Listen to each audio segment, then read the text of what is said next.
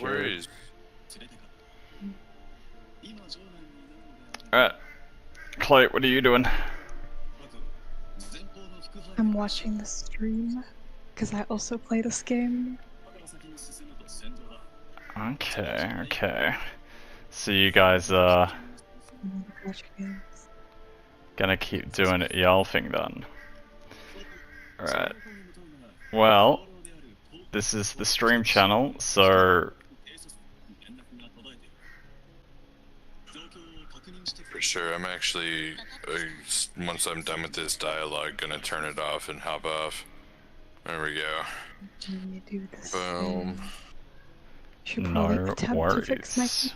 computer Yeah, instead I of going don't. to bed between just something cursed Yeah, what is it like? every day. 1 AM for you guys?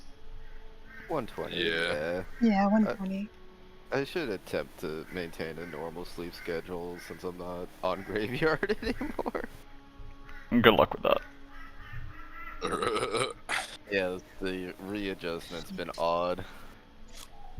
We I were imagine. never good about sleeping beforehand anyways, as you can see here. But For sure. yes, I'm going to stop streaming. And And I'm going to start. do a bit of play. Alright. Perfect. Alrighty, well y'all have a great night. I'll have a great rest of my day, yes. Yes, you have a great rest of your day, Australia man. What does the future hold for us? Sun. Tell us the future. It's nice and warm outside. I just got back from a brisk walk. Yeah. It's colder outside than in my house. It's colder in my house than outside. I wish. Yeah. A life of no AC. Yeah. Anyway, well, I'm gonna start doing my thing, so y'all can just do whatever the fuck you like. Alright. Bar. Cool. Probably trying to bed. Cool. Bye-bye. You do that, buddy. Enjoy eagerly awaiting Kitty Wednesday. Yes. Yes. Specifically a twig. Yes, Anyways. and tell Simeon to allow Diddles to choose first day. Ooh, perfect. Sure. We're trying Alright. to figure out who would be Friday. Yes. I think I'm gonna head out too. Cool. Bye, buddy. Later. Boy. Alrighty. Anyway, welcome my one viewer, who's probably just myself.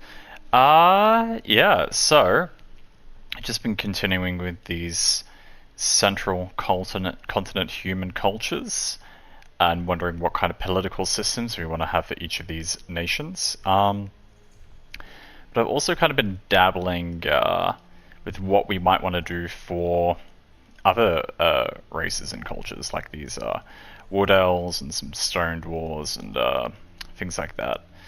So I kind of dabbled with that a little bit down here, because since I like different human cultures, I want to have different like elvish and dwarven cultures and orcish cultures and all that, and they're probably gonna belong to their own unique environments and whatnot too.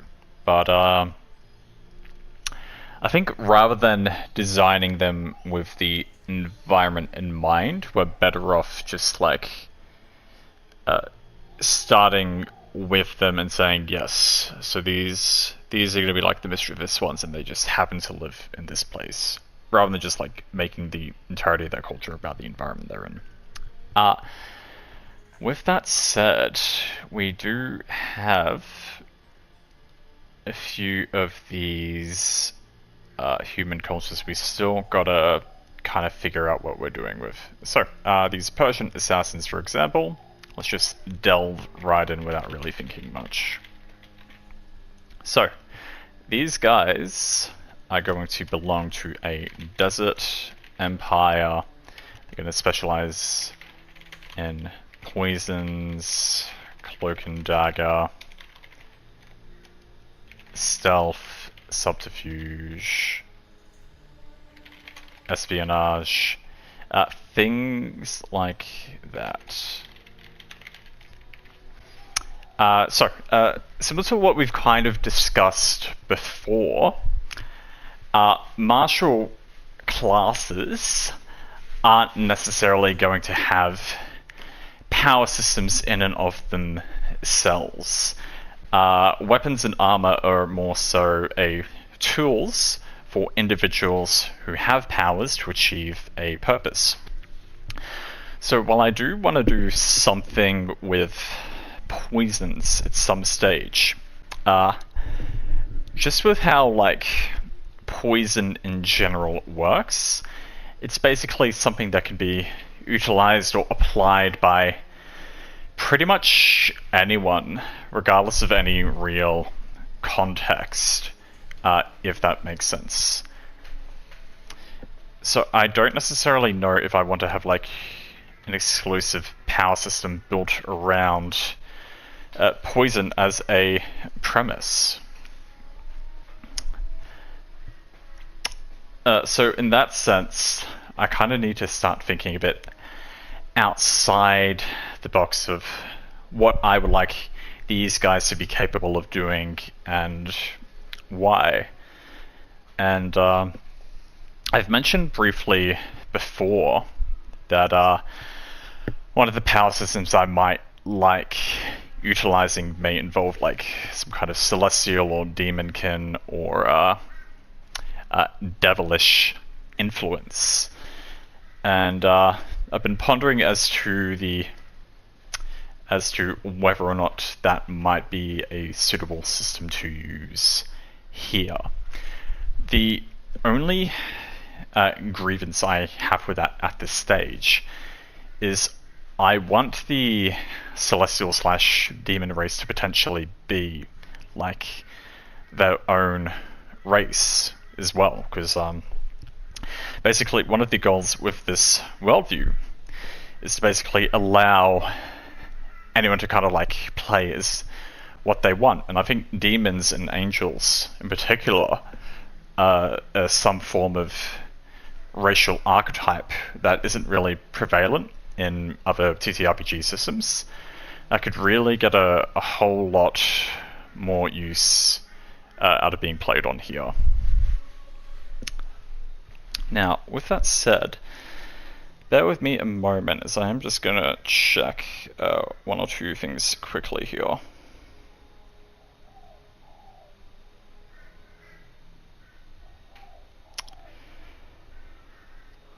Let me see. Okay.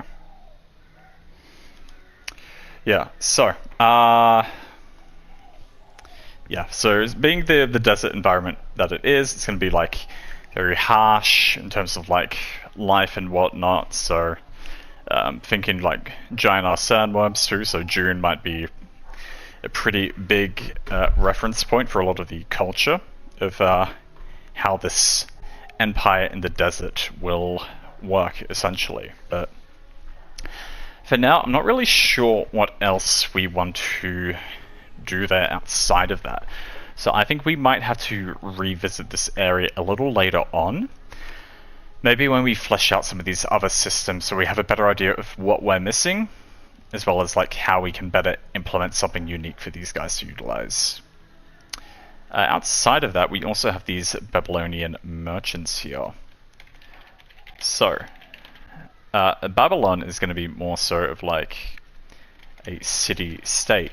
So rather than having like giant nations and land and borders, this is going to be like your city-based adventure. Like when you think of all the shenanigans people get up to in Waterdeep, with all the adventures they can have in there, for instance. So, city-state with wealthy merchants, rely on trade for all import of foreign goods, general lack of internal industry.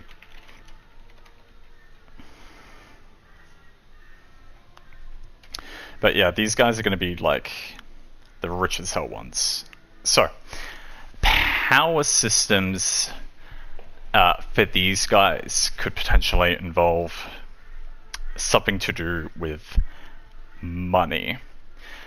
I don't necessarily know how in-depth I would want to go with that, but one of the things I like the idea of is that these guys are basically in tandem with like making contracts and establishing businesses and whatnot. So something along those lines sounds good.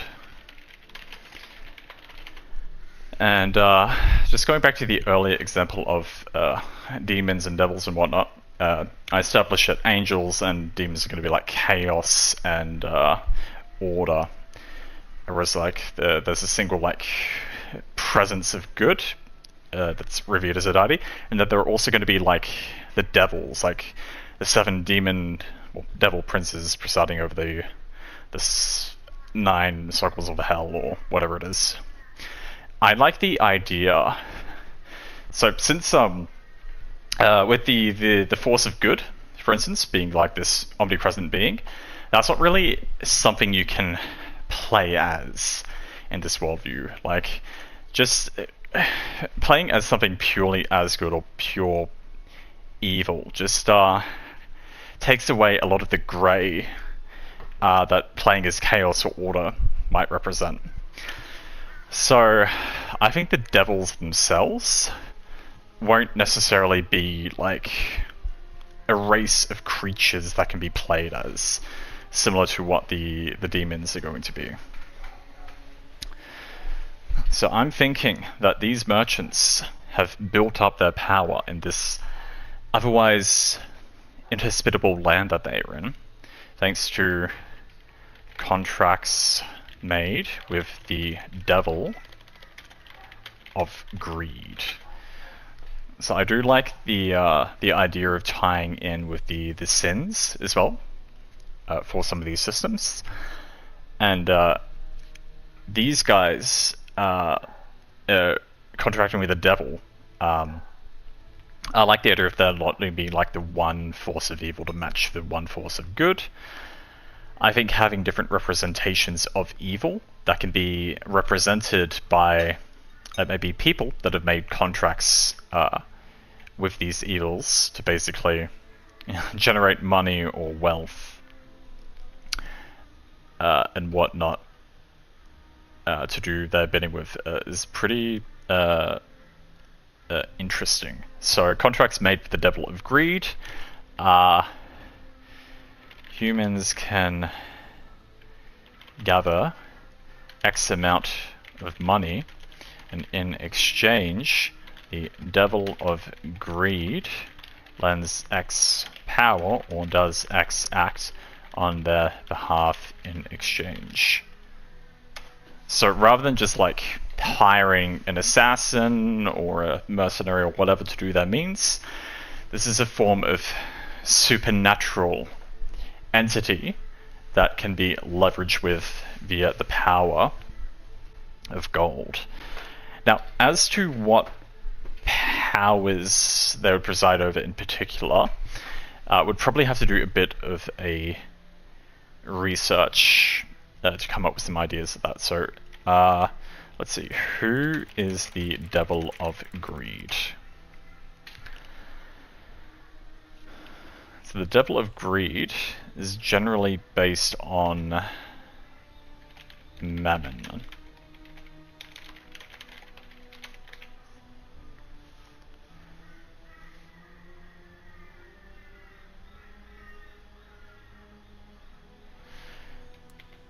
What form of power in a fantasy system could be utilized by a devil representing wealth and greed?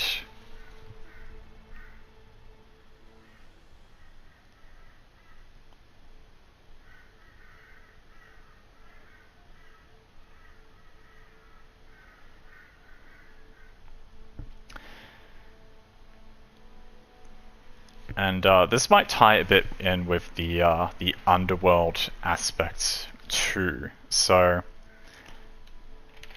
we'll just take some general notes on the underworlds here. So, if believer of faith in area of faith dies and appropriate customs are made, they go to their respective underworld. If a sinless mortal dies and no burial customs are made, they return as undead. Question mark. If a sinner mortal dies and no burial customs are made, and or if they have contracted with a devil of X sin, they go to the respective area of the hells. Just brainstorming right now. None of this is necessarily finalized. We're just thinking of some ideas of how we could potentially utilize something like this, because I believe even outside of the 7 sin devils, there are actually like circles of hell that can basically be gone to, like purgatory or whatever. So I want to be like as respectful to like source materials as possible, but I guess if it doesn't fit our purposes, we can turn the 9 circles of hell or whatever into 7 circles and repurpose that for our system more appropriately. Cool. Let's see. So a lot of this system, a lot of the research I'm doing right now seems to be taking some inspiration from alchemical powers, like transmutations of like base materials into gold or precious gems or whatever.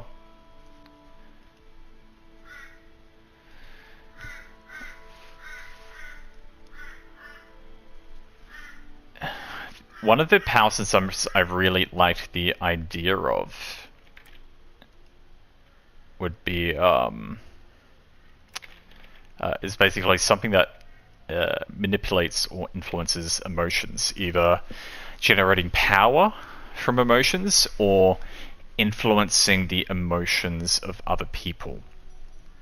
In this case, I do like the idea of also generating power from wealth and then using the power of that wealth to influence the greed of other people to basically carry out manipulative acts on your behalf.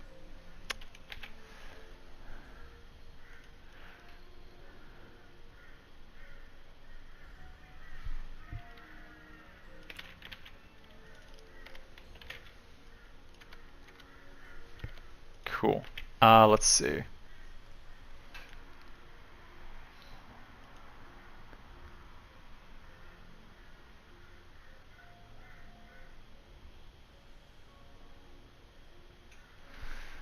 Alright, I got a few things of note there. So, greed endowment, the power to utilize wealth as a resource to instill greed in others, or uncontrollable greed at that.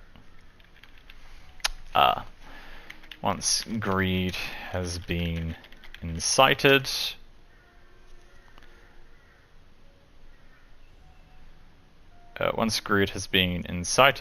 let me see.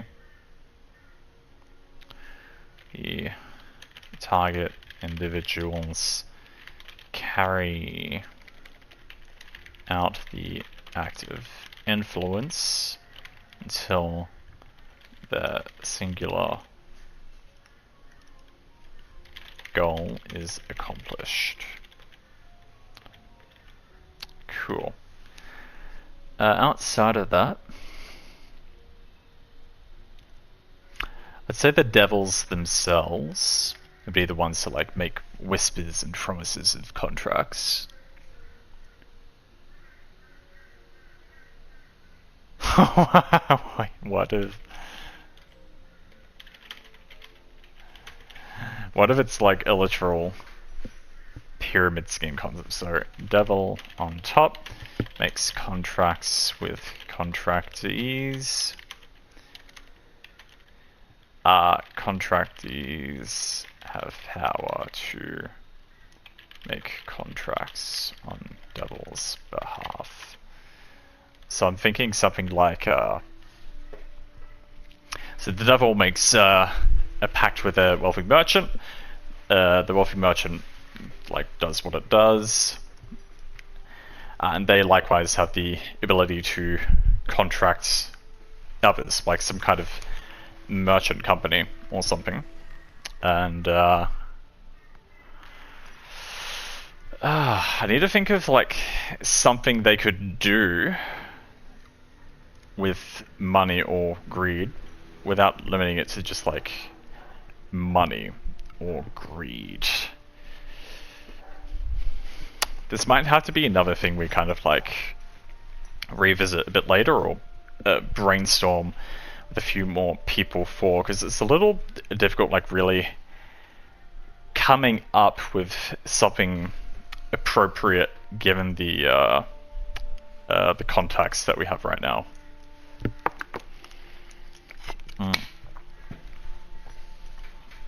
In any case, having a bit of an idea of something to do with the devils is a good basis for now, because as mentioned before, I was beginning to kind of run out of a few ideas of power systems for what we can do with some of these guys, like with the assassins, but we start leading into the supernatural side with these other entities. It definitely gives us a lot more room to play with. In any case, the alchemist will be next. So they're literally going to be the art of utilizing materials to create magical compounds. So they don't use magic themselves, but use magical properties of resources and materials to create unique powers and effects via items. So, now, this is another kind of interesting thing to work with, because we did mention just prior how a lot of the powers I was specifically come across in my brief research into a greed devil's powers might kind of play out in the fantasy world. A lot of those were, alchemical based. So while there's definitely something we could work with there, which will kind of make those powers exclusive to the utilization of these alchemists, I'm not really sure how restrictive I want alchemy to be, because I imagine the ultimate application of alchemy will be the finished constructs of something that was made. So, for example, would think maybe potions, golems, magical artifacts, things like that. I don't necessarily want these guys to be enchanters in and of themselves, if that makes sense. Although we could come up with a dedicated enchantment system somewhere else a little later on. That's kind of just making me, for some reason, think back onto the Persian system, because another thing I kind of like the idea of is some kind of power that has to do with the arts. And one thing we could do with the Persians is some kind of dancing art, producing powers or manifesting some form of power via the medium of dance, grid sword dancers, if anyone's like read Overgeared, or like the blade dancer archetype. But basically, what the dancers would do is basically maybe something else along the lines of like influencing the perceptions or the senses or the emotions of perceivers, either like buffing and instilling morale within allies, or somehow demotivating enemies as well. Yeah. Alchemy may be another one of those systems that is kind of one of the last ones I may touch on, mostly because as part of this worldview, one of the things I really want to do is legitimately come up with all these unique resources and materials, like special metal properties and everything, and what they can do and what they can be utilized and how they can make unique things. So to really be able to establish this alchemical system more, we're pretty much gonna have to invent like a solid 100 random minerals and like fruits and all this other wacky stuff that can do some pretty cool shit when you combine it scientifically. In the meanwhile,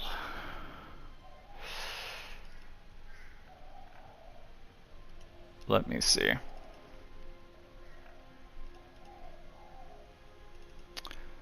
Yeah, so I'm pretty okay with what we've kind of done for these other ones already. So the only real human one left that we haven't touched on is the Celtic Druids.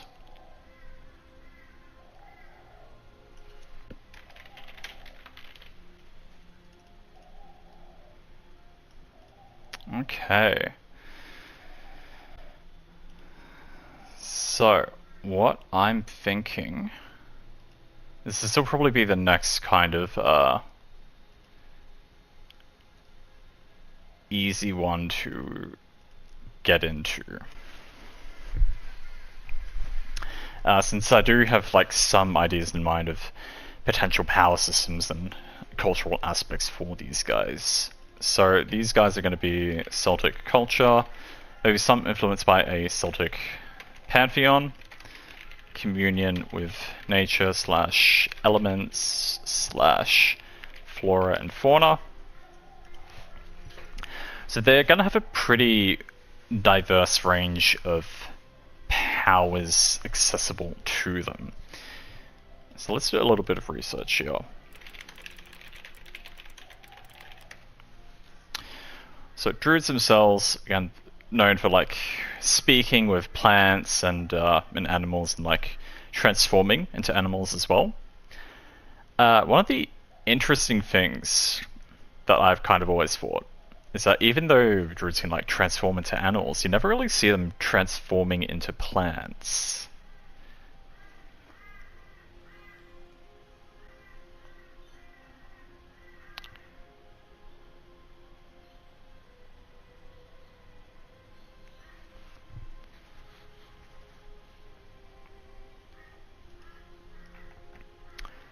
Let me just read a little bit here.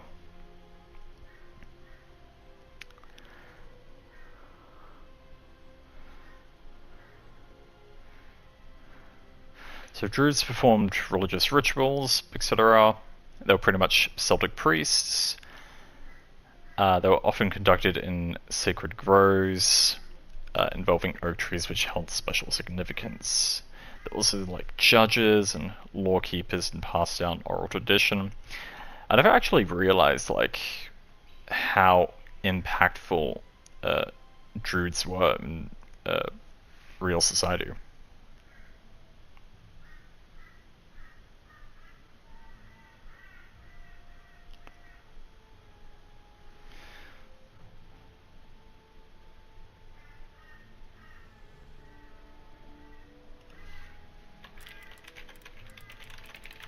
I'm gonna have to get a better idea of the pantheon of the Celts and the Druids that they kind of believed in too.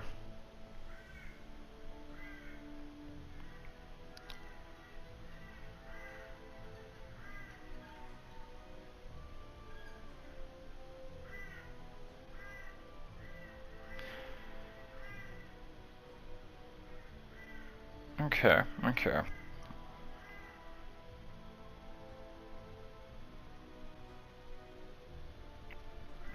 So the room in this kind of quashed druidic culture.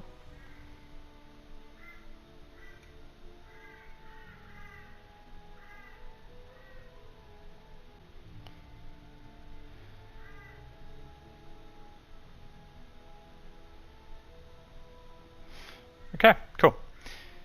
So, the Celtic pantheon seems to have at least 10 gods. But it looks like there were more outside of the main ones, too. And it looks like they have their own underworld god as well.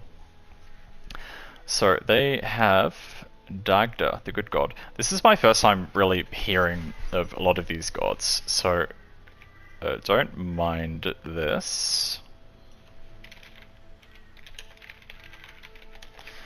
So the good god, he's pretty much like all the positive things.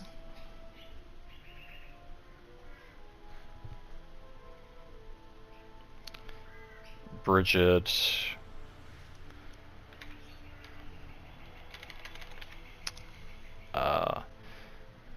A lot of the standard stuff. I really want this to be a more nature-based society.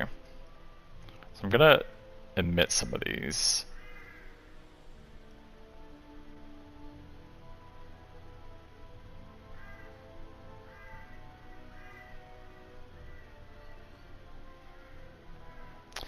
Okay, and the god of nature, animals, and whatnot for them was also the god of the underworld.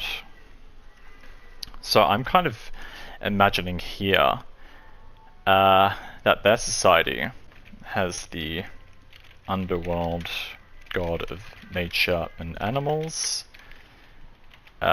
This is the underworld that beasts go to when they die. So this won't necessarily be all beasts.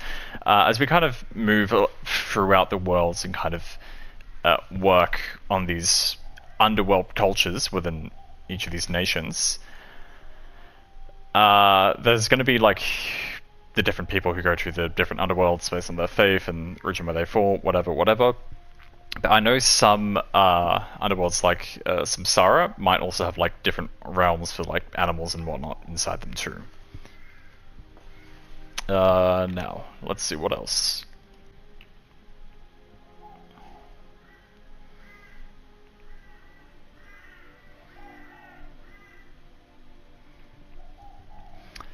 Alright, Epona is...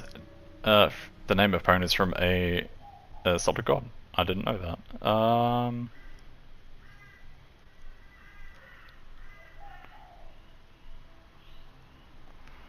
Okay. No, I think that's good. So, what we're gonna do is basically have flora/fauna based powers over nature.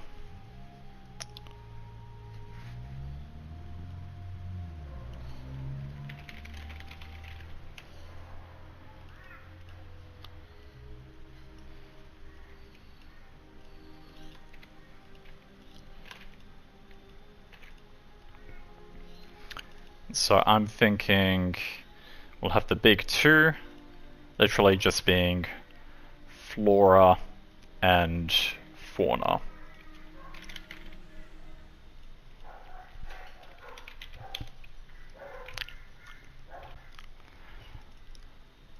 So we're thinking probably 3 stages, similar to other ones. So I'm thinking first, like, manipulation of flora / manipulation of fauna, and maybe communion of fauna, and then probably the transfiguration into fauna.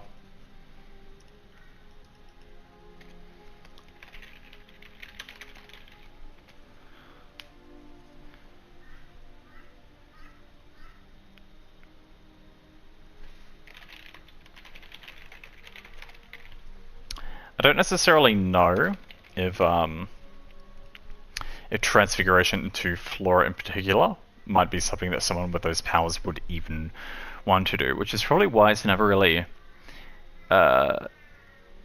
depicted in most forms of media. It's mostly just like if it transform into an animal or like control plants and shit.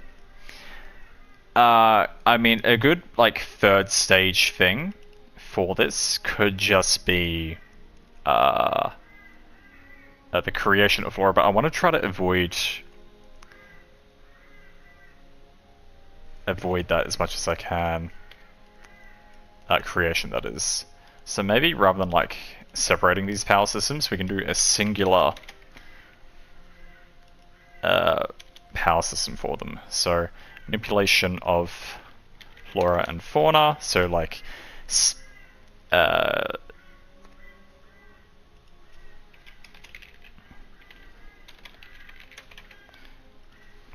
so maybe like speaking with plants and wildlife, basically requesting them to do your bidding. And then maybe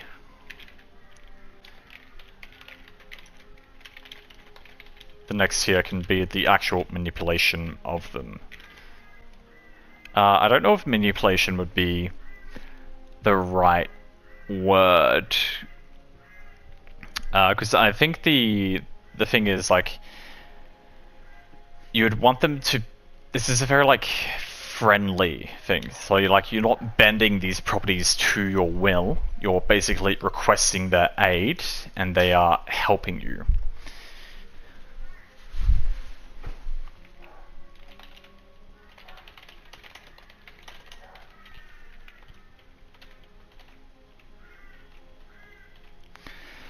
So the third tier will be transfiguration for sure. And I guess for now, I'm not really sure about what to do with a second tier. I know druidic folk, or druids in particular, are often seen as being capable of far, far much more than just like nature, plants, animals. But just because of how many like different types and styles of power systems we're going to have, and like all these other places we're going to essentially have them in.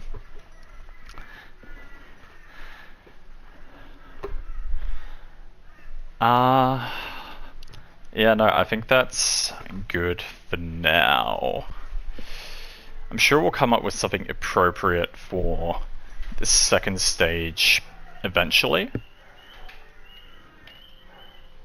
But we'll kind of expand on that as we need to.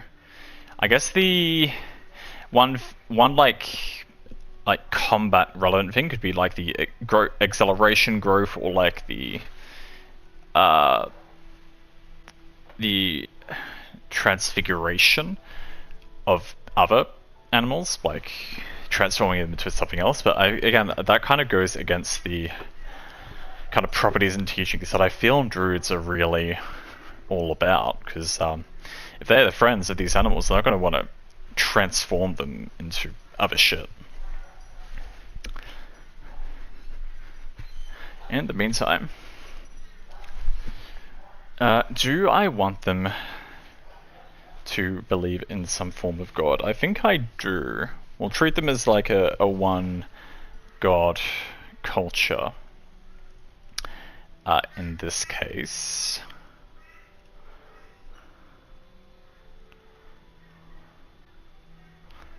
Rather than adhering to like a pantheon.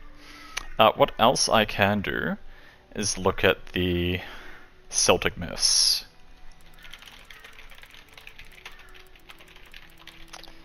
Because they really do have like a lot more to offer us than just druids.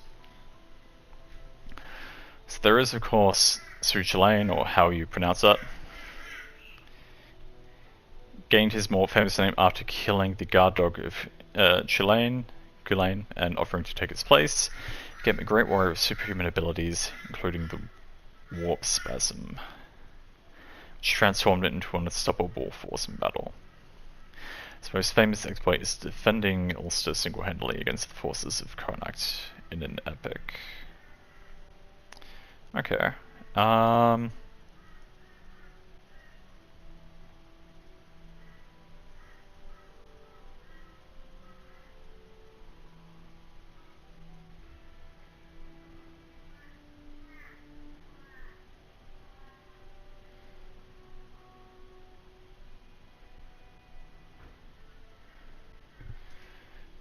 Because I'm thinking where I may like place the druids in this worldview, probably be maybe in like a larger, more forested area. Of course, maybe they have a close relationship with some of the elves there, and I'm wondering if they may have some form of Fae connection as well. But I don't know if the myths themselves are really going to give me further ideas on the power system. So let me just see, what powers would a druid have in a fantasy setting? Because like thinking of like Warcraft as their classic example, they've got the shape-shifting forms, the healing and restoration magic, the arcane magic, and like the plant magic as well. And same with D&D, it's a lot of the same. It's like plant control.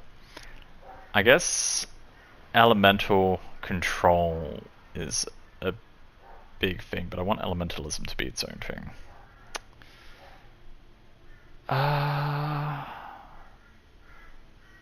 Could go somewhat into the herbalism aspects, or more like a divination, spiritual aspects.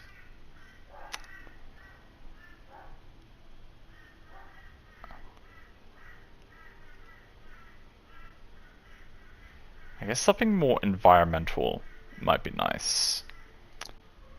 Outside of the elemental part.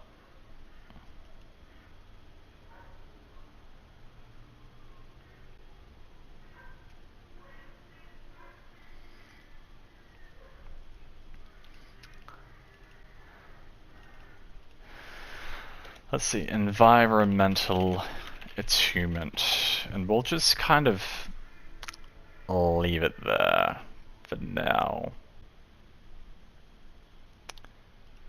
Cool.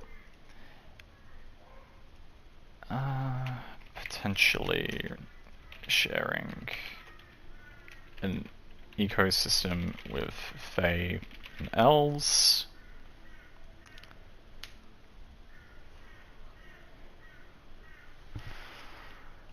I think that's good. Because I don't really imagine them as having a massive, like, city. Small tribes / villages.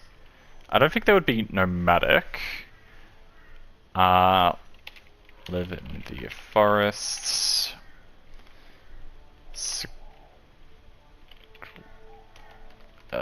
Secular but wise.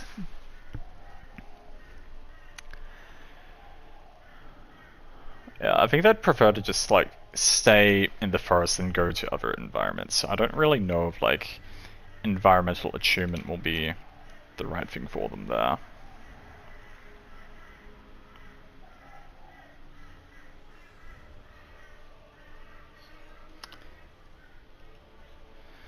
Okay, no, let's do it this way. So, first they can kind of just like speak to plants and animals and like deal with them as they wish. Second level they can manipulate plants also, and then third level transform into creatures. I think that's fine. And they're going to be able to do some pretty crazy shit with that alone. So I'm fine with that.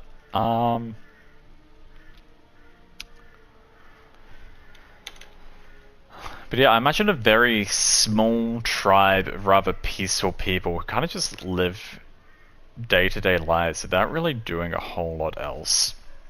And again, we'll kind of revisit all of these guys later on and kind of build them up from there. But that's pretty good for now. One of the things we can do in the meantime is check out these Greek islands here, because I've been wondering whether or not we want this culture to be a purely human culture or whatnot, because one of the things I'm doing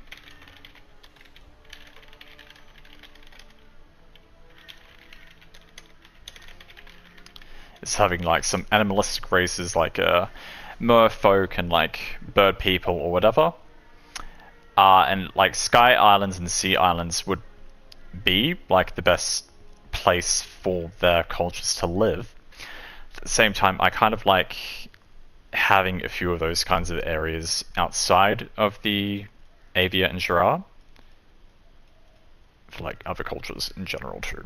So I think having just like one culture spread across these areas, be humanoid, is okay. In the meantime, the Greek power systems.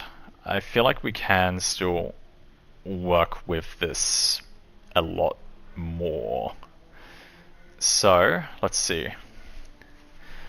What kind of powers would an apostle of Zeus have in a fantasy setting? So Zeus being the inspiration for the kind of sky god shit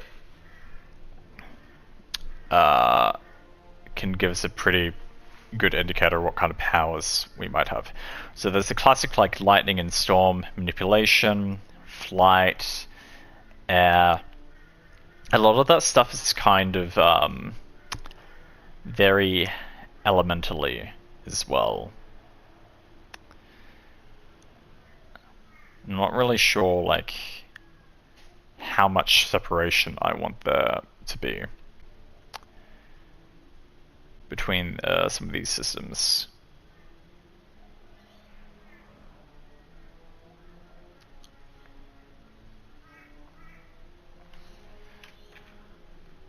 How about Poseidon?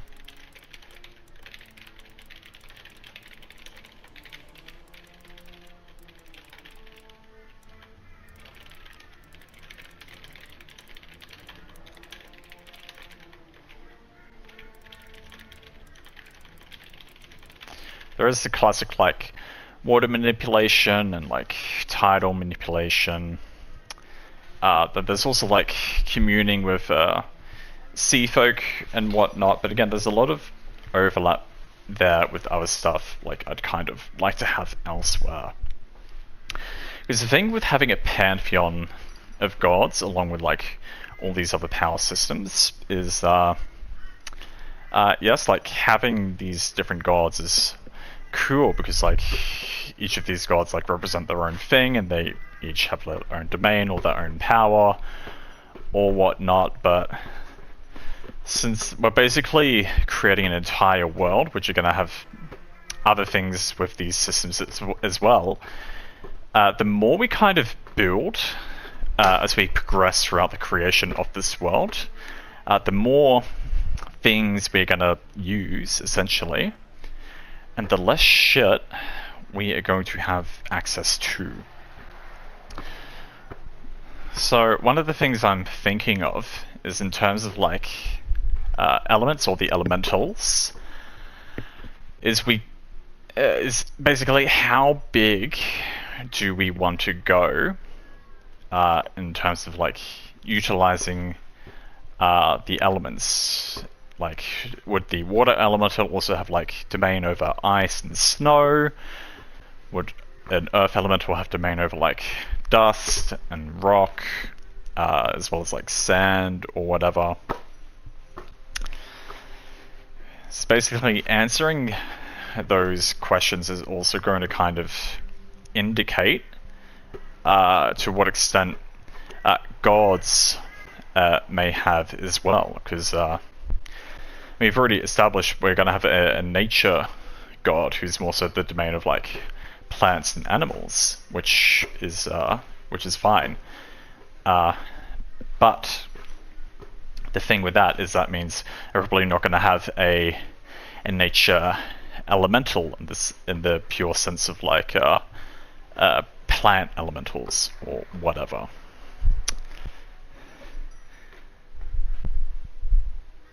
or rather maybe even spirits, I think it might be worth coming up with some kind of separation of elementals and spirits as a concept, because I like the idea of elementals more so being like a physical manifestation of an elemental rich area, like a little fire person being made within a volcano or whatever else.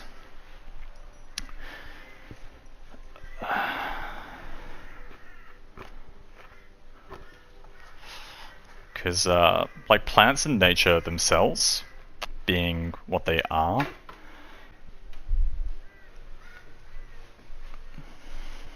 yeah, I think I might need to rethink that as we kind of go along.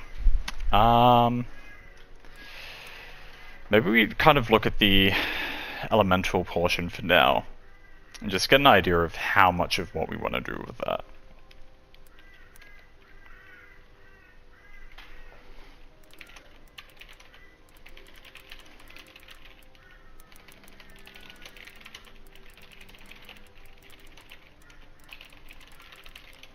So let's hop out of here. We're going to look at elementals.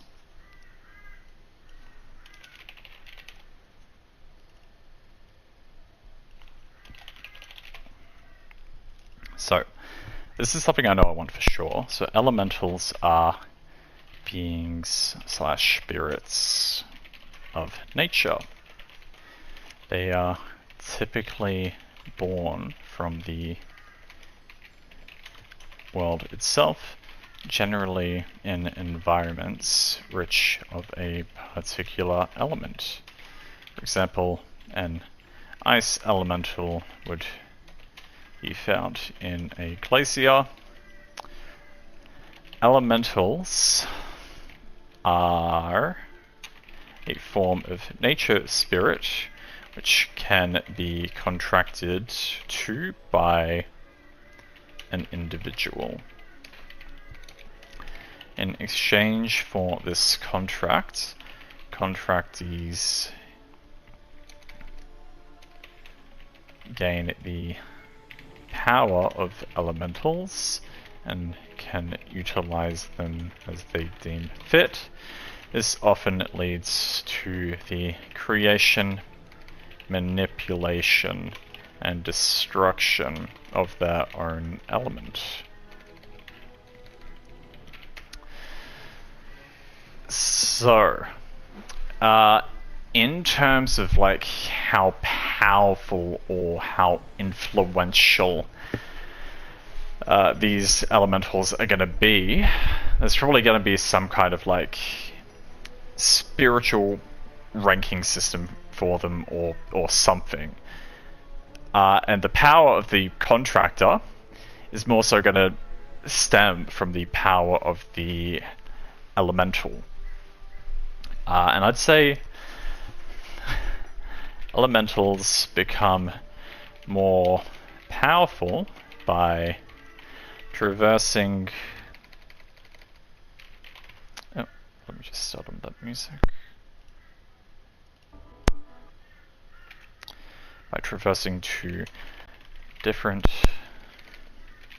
environments of strong elemental power.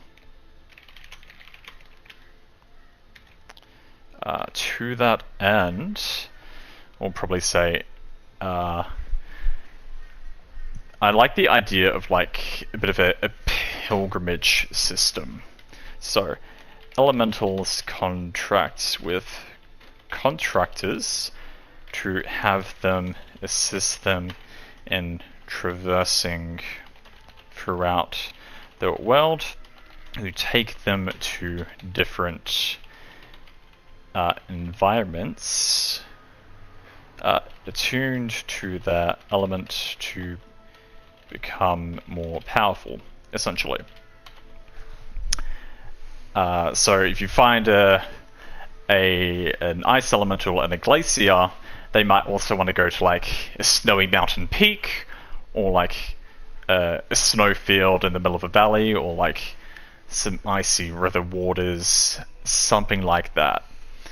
And I think rather than just like a generic environment of like warmth or cold, there are going to be like really special and beautiful locations where you can like see and experience things that you can't like find anywhere else in the world, and that's where the home of a lot of these elements will be. So let's think of like element types. So we have the 4 standards of air, fire, earth, and water. The question is, how many of these subtypings do we want to have? So water would also be, for example, ice, the classic, snow. Earth would also be like sand, rock, gems, metal, depending on like how in-depth or crazy you want to get with that. That could be like magma / lava, as like wind and lightning. Then you also have other stuff like dust, steam, mud, and all that other kind of funky stuff between them. Because I imagine if you have like a water elemental, for example, maybe it shares the family with the ice elementals rather than separating them. So rather than just going to like a snowy mountain peak or a frozen glacier, what you would do is like you would find this water elemental at a beautiful lake in the middle of a forest, and it basically gets like the basic powers or properties over water manipulation, and then you would take it to a more frozen landscape, and that's where you'd kind of like attune it, and it would also kind of evolve and gain properties over, let's say, ice as well, or frozen water, basically. And if we do it that style, it kind of ties in pretty well with how we've been designing some of these other power systems we've been working on.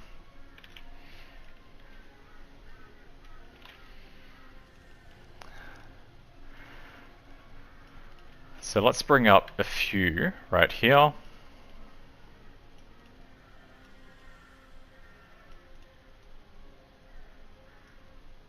So we'll have water, fire, air, and earth. Now, the thing I love about this concept is that this will have like a bit of a more open world design in terms of like leveling up.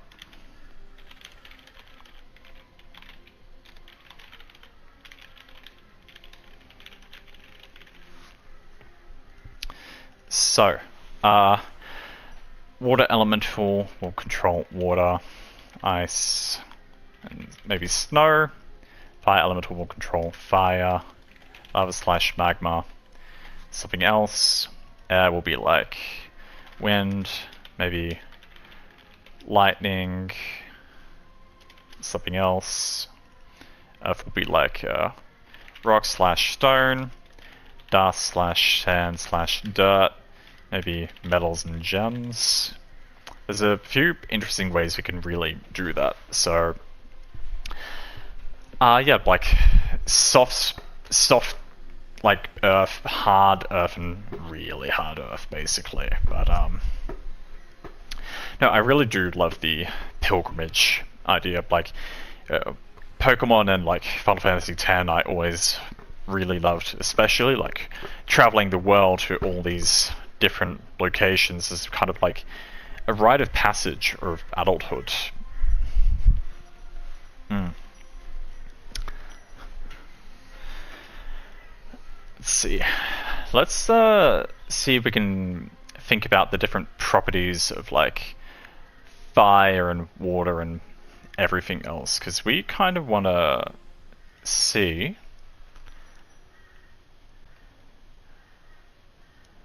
how we want to kind of do that. So yeah, there's earth, water, fire, air, and wind. And there's like lightning, metal, wood and nature, ice, light, and darkness. I think we're not really going to worry about like light or darkness or anything because they've already got overlap with some other things we've got going on.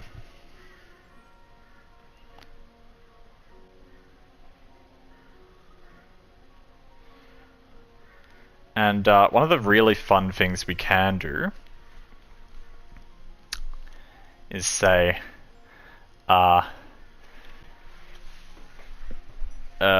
with this elemental system, like rather than like having the evolved element on its own, you could go to one of these other locations and contract this different elemental. So you say you have a water and an earth elemental on your side, then you can make like swampy and mud elements or terrain or environment by kind of combining their powers.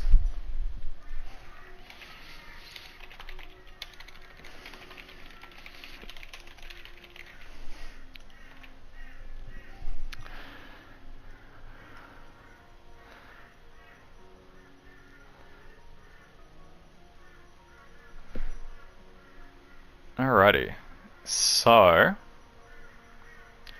with that said, maybe what we do is rather than having like a three-tiered system for these guys, we'll say water and fire is steam, then fire and air is like smoke, or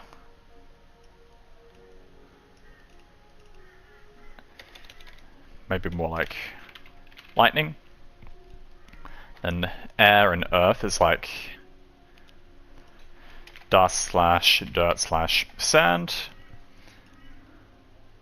And then water and earth can be like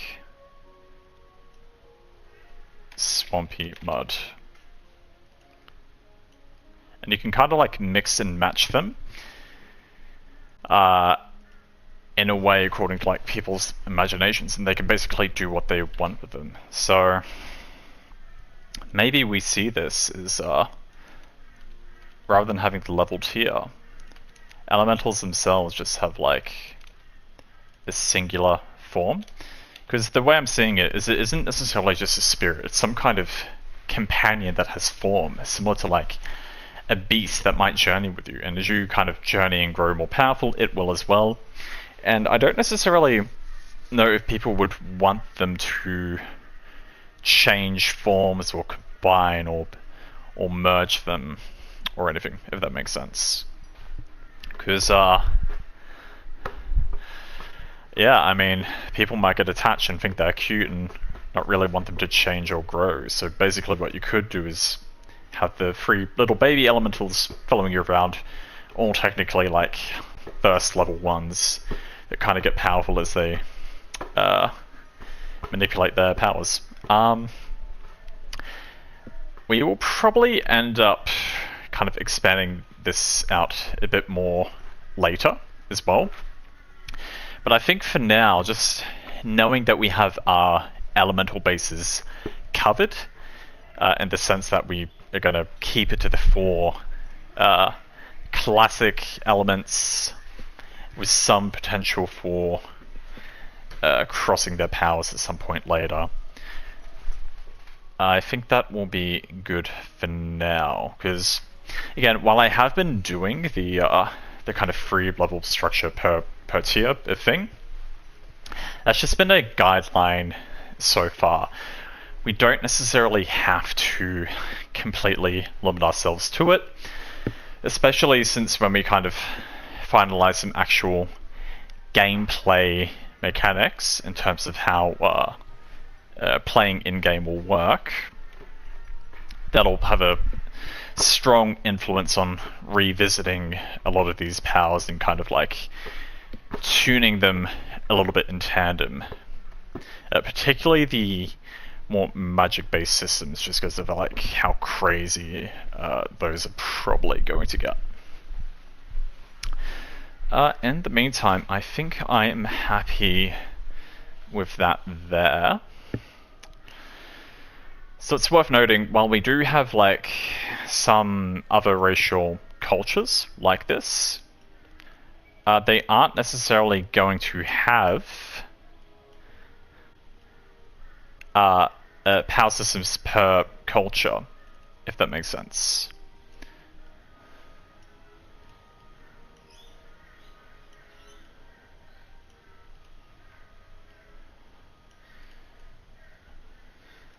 Because, for instance, the elves, while the elves are a unique race, they probably are more so utilizers of elemental power, given their connection to nature and all of that, rather than like having a unique like psionic power that's unique to them, being elves or whatever. Same with the dwarves. So I'd say we'll split the 4 elements between the dwarvish and elvish kind of races based on their communes with nature and where they are in the world and whatnot. And honestly, like, I'd say like pretty much anyone could be an elemental contractor if they wanted to be.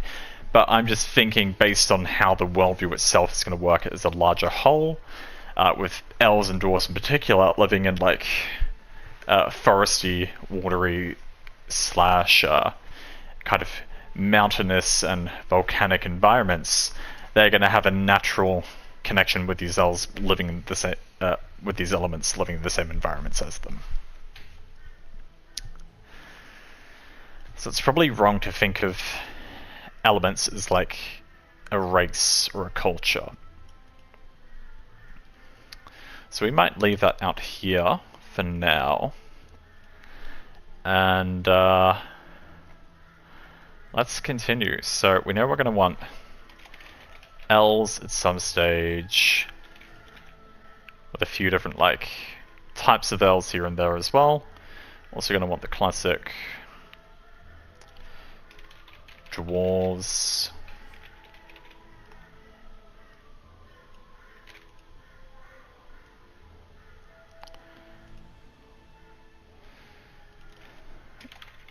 Orcs. The trifecta. I'm also going to just like quickly put in some other ones I know I want for sure somewhere, regardless of anything else. So, trolls, goblins, kobolds.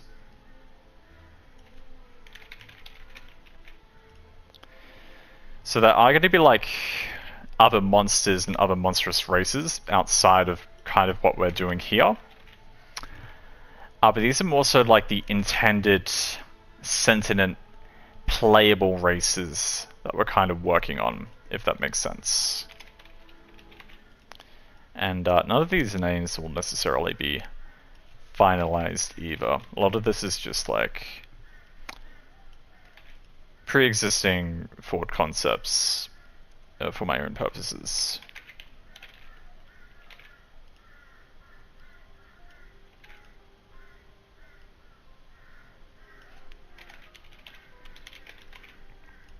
Cool.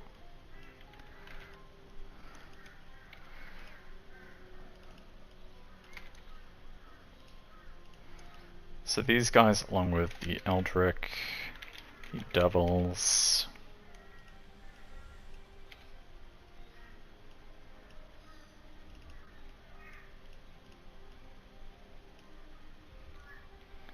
so we need Fae as well as Ogres. Got some fun things in mind for Fae.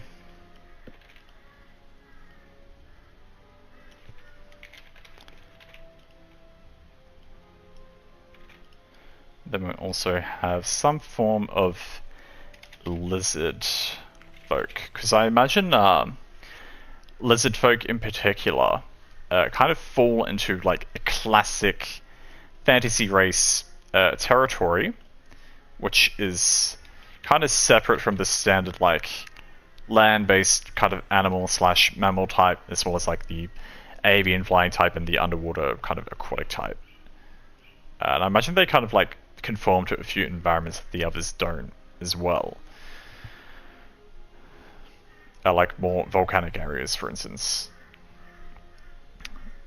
Okay, we got these guys down.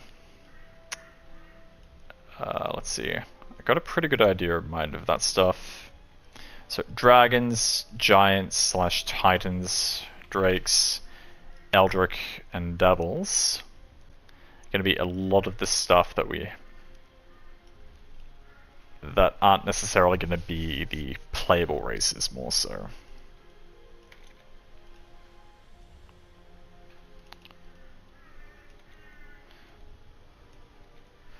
And kind of get rid of all that for now. Cool. Let's just pretty this up a bit, make it a bit more organized.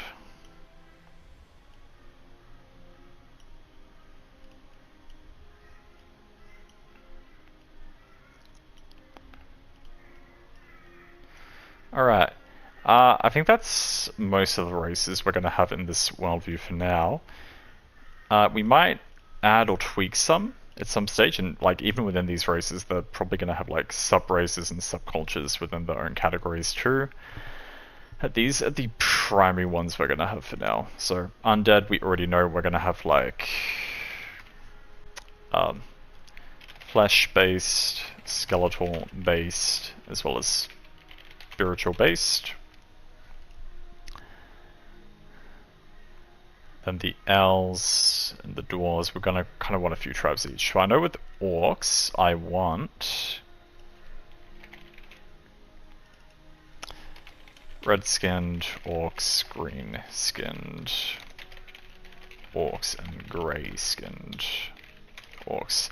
They're basically gonna have their own tribes and cultures within their own race. It kind of acts a bit differently based on where they are in the world. So stone dwarves, frost dwarves, fire dwarves, question mark, and flesh dwarves. So I'll kind of expand on these ideas and concepts at a later point. So we want some form of wood elf, dark elf, light elf, whatever. Then trolls are a really interesting one that I want to do a lot of fun things with. So we're going to have like desert trolls, maybe mountain trolls, swamp trolls, jungle trolls, ice trolls, fire trolls. Basically, I just want them to be like everywhere. And have like a lot of really different, unique variations based on the environment they're kind of in. So basically any kind of place in the world where I feel like there isn't enough of something, or I feel like we need something new or something different, there's pretty much going to be like a new troll species that is kind of just whacked there. And for those who have been kind of following along, so far most of the developmental processes we've been making have been kind of in the central continental region, which I've kind of been envisioning. And that's basically going to be the cradle of human civilization, which is why there's so many different like humanoid cultures in particular there, and why they're such a dominant force. But I think there's a good argument to say that that is probably going to be the only continent where they are like the main de facto like rulers. I'd say the eastern continent as well may have like a pretty substantial humanoid basis, and while there are going to be like other humanoid cultures within the other continents or landmasses that I am planning, they're still going to be like well off on their own. It's just like the entire continents themselves won't be completely covered like the central continent is. Let's see. We also have things like the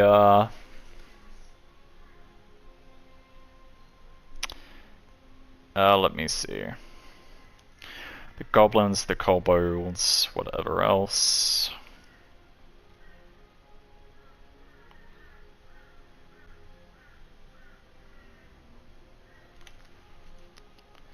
I'm just gonna test something real here quick.